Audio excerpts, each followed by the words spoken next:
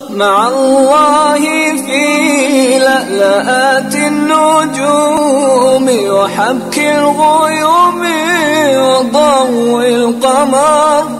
بسم الله الرحمن الرحيم.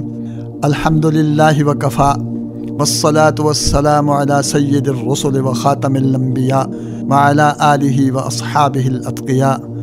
أما بعد، عن ابن عباس رضي الله عنهما عن النبي صلى الله عليه وسلم قال: التمسوها في العشر الأواخر من رمضان في 9 تبقى وفي 7 تبقى وفي 5 تبقى.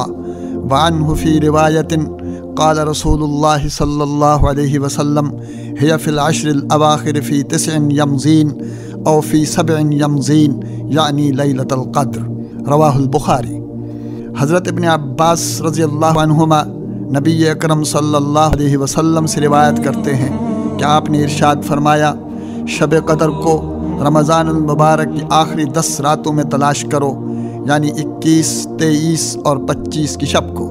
اور دوسری روایت میں ہے کہ وہ رات آخری 10 راتوں میں ہے، یعنی 29 یا 27 شب کو۔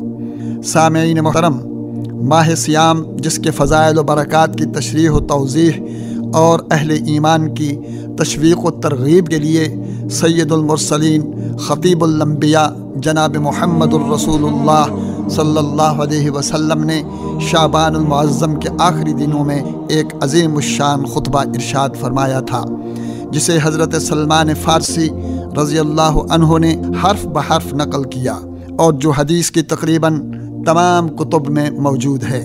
آج بھی وہ اسی طرح تازہ اور ایمان افروز ہے جس طرح آج سے پونے 15 صدی پہلے تھا۔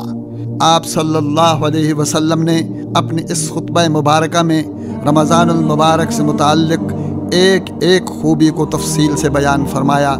روزے کے اثرات کو، اس کے برکات کو، سحر و افطار کے اجر و ثواب کو، اہم ترین دعاؤں اور اعلیٰ ترین وظائف و اوراد کو اپنے خطبہ میں آپ نے شامل فرمایا۔ اپنے اسی خطبہ میں آپ صلی اللہ علیہ وسلم نے لیلۃ القدر کی بھی نشاندہی فرمائی تھی۔ سب اہل ایمان جانتے ہیں کہ قرآن حکیم میں اس عظیم المرتبت شب کے بارے میں ایک پوری صورت، یعنی سورۃ القدر اس نام سے موجود ہے، جس کا آغاز نہایت عظیم الشان اعلان سے ہے۔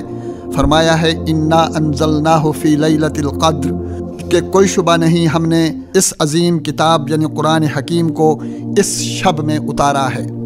قرآن حکیم کا یہ نزول لوح محفوظ سے آسمان دنیا پر موجودہ شکل میں یک بارگی نزول سے ہے، جو اہل دنیا کے لیے خوشخبری تھی کہ اللہ رب العزت کی رحمتوں اور نوازشوں کا ایک لاسانی خزانہ بالکل ان کے قریب پہنچ چکا ہے، اور اب کسی بھی لمحے حضرت جبریل علیہ السلام کے ذریعے وحی کی صورت میں زمین پر آمد کا ایک مبارک سلسلہ شروع ہونے والا ہے، جو ان کے ماحول کو برکتوں اور راحتوں سے معمور کر دے گا۔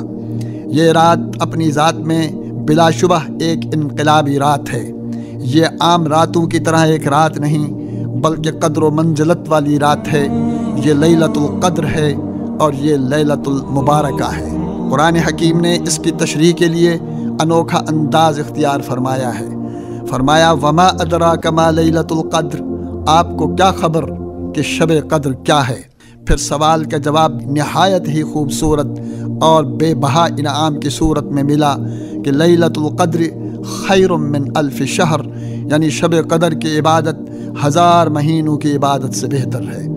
اس شب میں فرشتے اور روح القدس اللہ کی اذن سے ہر بڑے امر کو لے کر اترتے ہیں، اور طلوع فجر تک یہ رات سلامتی ہی سلامتی ہے۔ چشم نبوت نے ہمیں یہ بھی بتلایا ہے کہ اللہ کے نورانی فرشتے اس رات میں خوش نصیب عبادت گزاروں سے مصافحہ بھی کرتے ہیں۔ اندازہ فرمائیے کہ ایک سعادت مند مسلمان اس رات میں 83 سال 4 ماہ کی عبادت کا ثواب حاصل کر سکتا ہے۔ یہ نص قطعی ہے جو ہر طرح کے شک و شبہ سے بالا تر ہے۔ ایک حدیث پاک میں ہے کہ من قام لیلۃ القدر ایمانا واحتسابا غفر له ما تقدم من ذنبہ، جو شخص شب قدر میں ایمان کے ساتھ اور ثواب کی نیت سے قیام کرے، اس کے پچھلے گناہ سارے معاف کر دیے جاتے ہیں۔ سامعین باتمکین، ایسی اہم اور برکتوں سے معمور رات جو رمضان المبارک میں ہوتی ہے، اگر اس کا تعین ہو جاتا اور بتلا دیا جاتا کہ فلاں رات ان تمام خوبیوں کی حامل شب قدر ہے، تو بادی النظر میں ایسا محسوس ہوتا ہے کہ ہر مسلمان اس سے متمتع اور مستفید ہو جاتا، اور یقین جانیے کہ ایسا ہو جانے والا تھا۔ اور رسول دو عالم صلی اللہ علیہ وسلم اپنے ذی قدر اصحاب کو خبر دینے کے لیے تشریف بھی لائے، مگر دو آدمیوں کے آپس میں الجھنے کی وجہ سے اس عظیم رات کا تعین اٹھا لیا گیا۔ مسئلہ چونکہ تقدیری مسائل سے ہے، اس لیے اس کی حقیقت کو جاننا ہماری ذہنی رسائی سے بالا تر ہے، لیکن اس کے اندر سے اس رات کی جستجو اور تلاش کا پہلو ہویدا ہوا اور اہل ایمان کے لیے ان کے اجر و ثواب میں اضافہ کا باعث ہوا۔ اسی تناظر میں رسول رحمت صلی اللہ علیہ وسلم نے امت سے نہایت مشفقانہ انداز میں ارشاد فرمایا کہ اس رات کو رمضان المبارک کی آخری 10 راتوں میں تلاش کرو۔ مزید شفقت فرماتے ہوئے فرمایا، طاق راتوں یعنی 21، 23، 25، 27 اور 29 کی راتوں میں اس کی فضیلت کو پانے کے لیے تگ و دو کیا کرو۔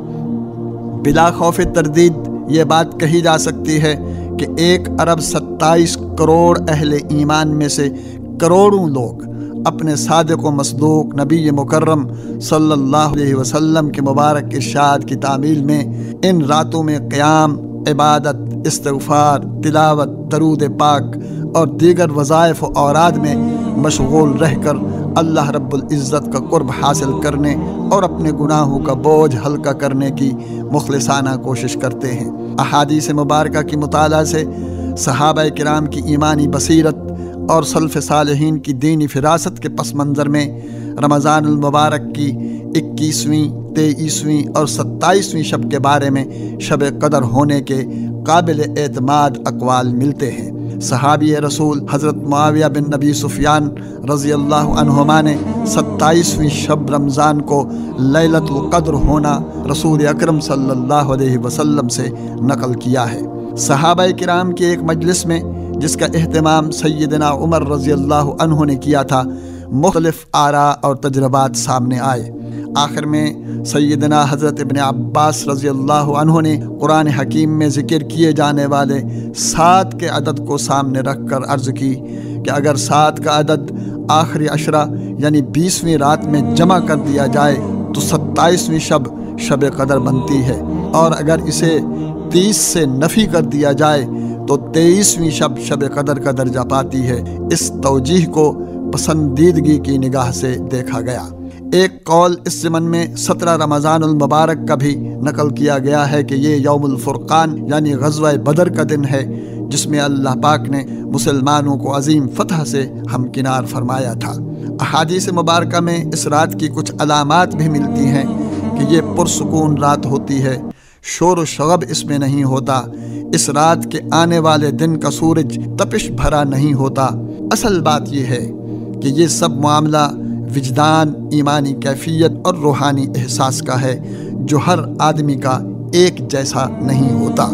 تاہم یہ طے ہے انشاءاللہ کہ صاحبان ایمان جس بھی شب کو اس کے پالینے کی جستجو میں اللہ کے حضور کھڑے ہو کر بیٹھ کر مکمل انہماک، خشوع و خضوع اور اخلاص سے عبادت کریں گے، اللہ پاک جو رحمان الرحیم اور رؤوف الرحیم ہے اس کی برکتوں اور رحمتوں سے مالا مال اسے کر دے گا۔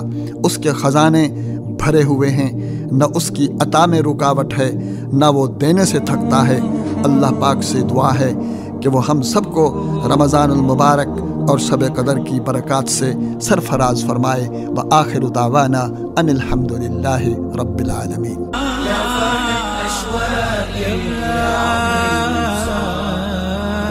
يتساءل كل أيام الصعب